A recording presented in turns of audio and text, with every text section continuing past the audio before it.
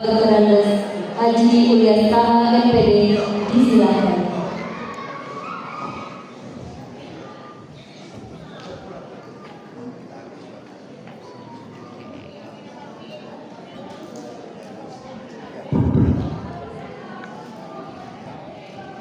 Assalamualaikum warahmatullahi wabarakatuh.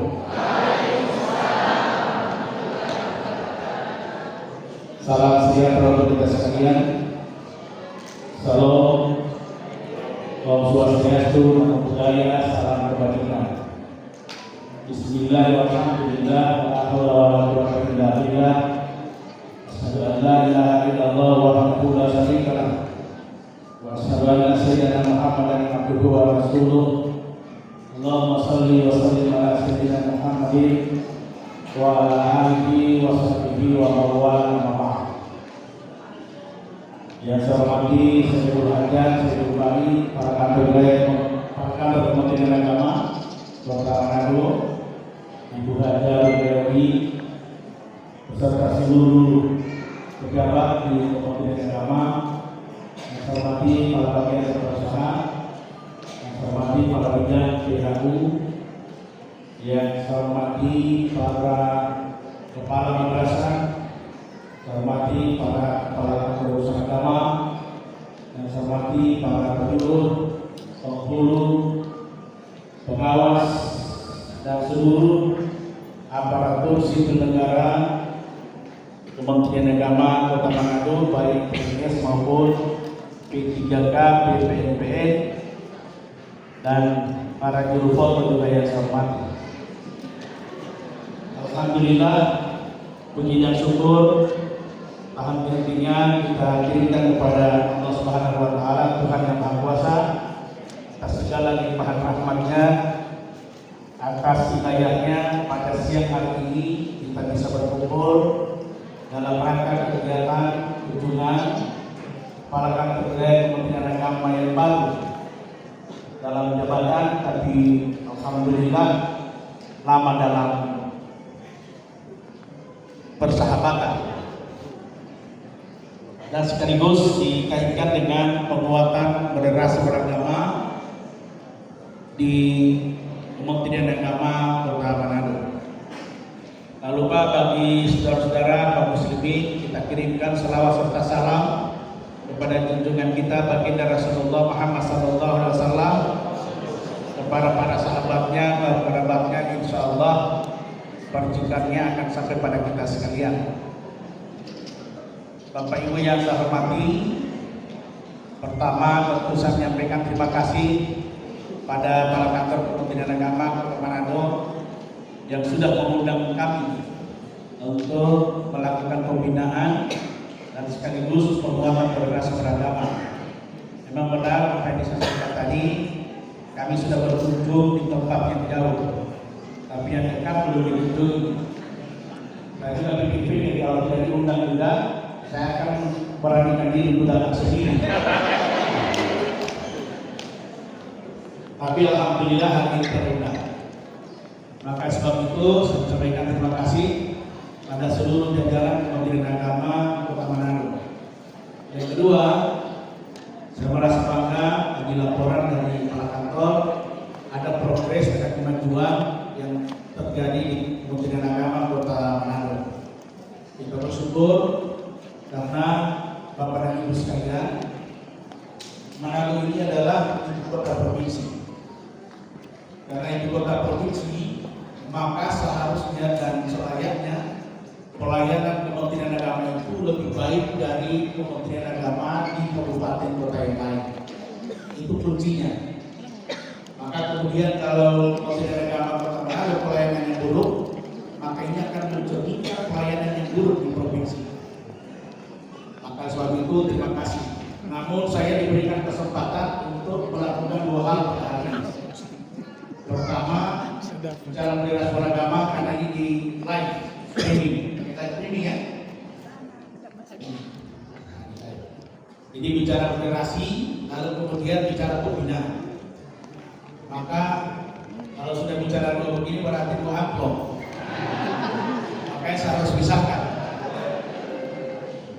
Kalau disatukan nanti rugi Pak Kabak ya. Jadi saya pesankan betul. Pertama bicara moderasi beragama. Terima kasih. Kita ini khusus Kota Manado atau Provinsi Sulawesi Utara, kita ini terkenal dengan laboratorium kerukunan. Sebetulnya kalau bicara moderasi beragama, ini tidak asing lagi bagi Kota Manado. Apalagi kalau bicara secara nasional, Provinsi Sulawesi Utara itu memiliki kearifan yang tidak dimiliki oleh daerah lain. Di mana sebelum lahirnya Forum Kerukunan Umat Beragama di Sulawesi Utara ini telah memiliki yang namanya Badan Kerjasama Antar Umat Beragama atau yang kita kenal dengan BKSAUA. Dan BKSAUA ini masih terus dipertahankan ketika 2006 lahir yang namanya Forum Kerukunan Umat Beragama. Sehingga di Sulawesi Utara sampai ada FKUB yang menjadi institusi atau lembaga yang selalu berusaha untuk membangun dan memelihara kerukunan umat beragama. Kita juga masih memiliki kearifan lokal pada BKSAUA. Ini kelebihan kita. Namun demikian, kita tidak boleh berhenti di situ. Maka Kementerian Agama dengan berbagai macam pertimbangan lahirlah sebuah konsep yang disebut dengan moderasi beragama. Nah, maka moderasi beragama ini Bapak dan Ibu sekalian sejak tahun 2020 sampai 2024 ini menjadi sebuah program prioritas yang masuk pada RPJM daripada Kementerian Agama. Jadi rencana pembangunan jangka menengah nasional ini sudah masuk. Ini yang disebut dengan moderasi beragama. Mengapa kita kemudian sudah memiliki FKUB, kemudian sudah memiliki BKSAUA, lalu kemudian ada juga kearifan-kearifan lokal yang lahir di tengah-tengah masyarakat kita, tetapi juga masih kita perlu dan penting perlunya moderasi beragama. Bapak dan Ibu sekalian, moderasi beragama itu adalah bagaimana kita umat beragama ini bisa bersikap dan berperilaku menjalankan syariat agama masing-masing secara moderat. Itu sebetulnya intinya. Moderasi beragama itu beda dengan moderasi agama. Moderasi agama atau agama tidak perlu dimoderasi karena memang agama itu sudah moderat. Yang perlu kita moderasi adalah umat beragama. Maka yang dimoderasi itu adalah cara kita menjalankan ajaran agama kita. Kenapa? Karena memang di negara Kesatuan Republik Indonesia ini kita berbeda-beda, tidak hanya agama yang berbeda, tetapi juga suku, etnis, dan bahkan bahasa kita berbeda. Lalu kemudian kenapa bukan moderasi etnis? Kenapa bukan moderasi budaya? Tetapi disebut dengan moderasi beragama. Kenapa Bapak dan Ibu sekalian? Ada sebuah sikap yang muncul dari pemeluk agama yang selalu menganggap dirinya lebih benar daripada yang lain. Sehingga kalau sikap ini dan perilaku ini dibiarkan, itu akan muncul sikap-sikap ekstremis. Sikap ekstremis itu akan melahirkan tindakan-tindakan yang sifatnya radikal. Kalau sudah ekstremis, sudah radikal, menganggap kelompok lain itu salah, maka yang muncul adalah intoleran. Gitu ya. Kalau sudah muncul intoleran, maka akan muncul disharmoni.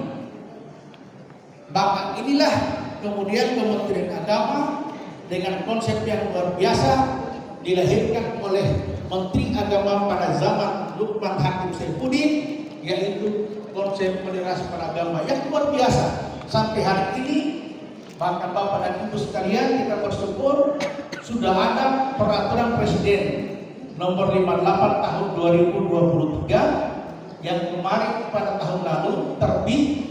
Itu Perpres tersebut adalah berisi tentang bagaimana kolaborasi percepatan penguatan moderasi beragama.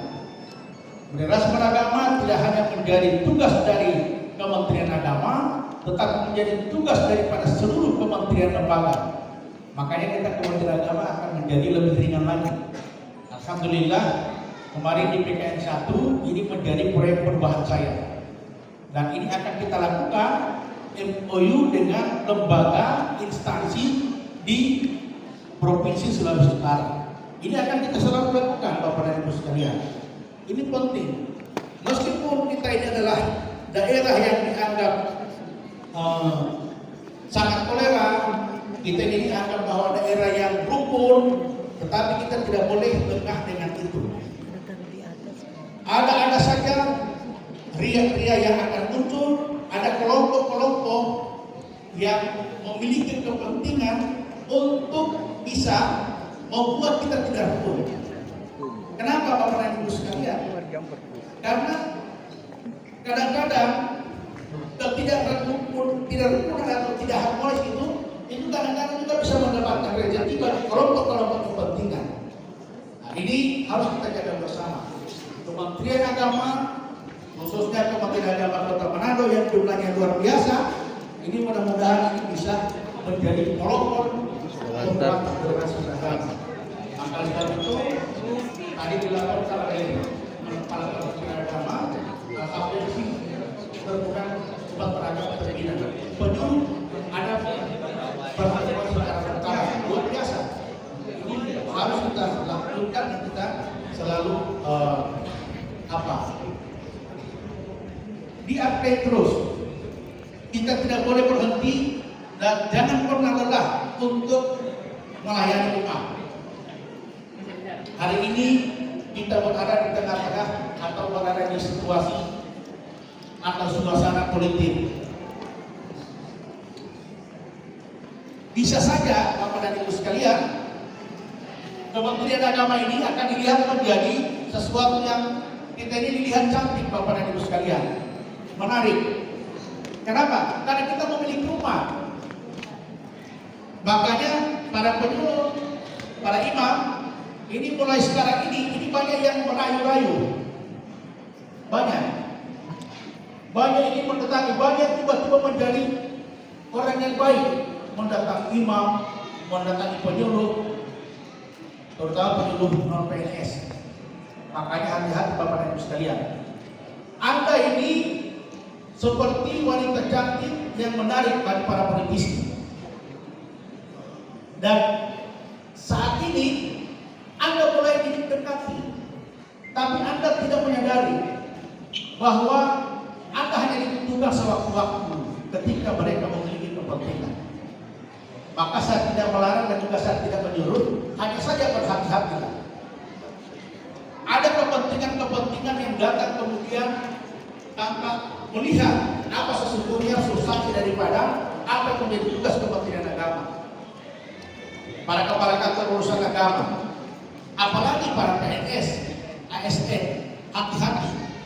Tetapi Bapak dan Ibu sekalian, kita Kementerian Agama dalam tahun-tahun seperti ini memiliki tugas yang sangat berat.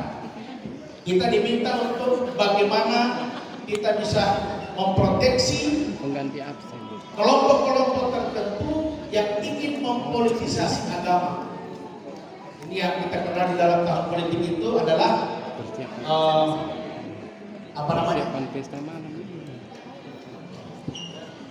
politisasi agama, menggunakan agama sebagai alat politik,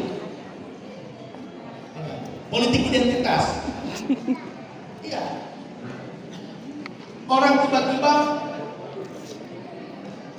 menjadi ustaz, orang tiba-tiba menjadi alim, orang tiba-tiba kemudian selalu mendatangi tempat-tempat ibadah.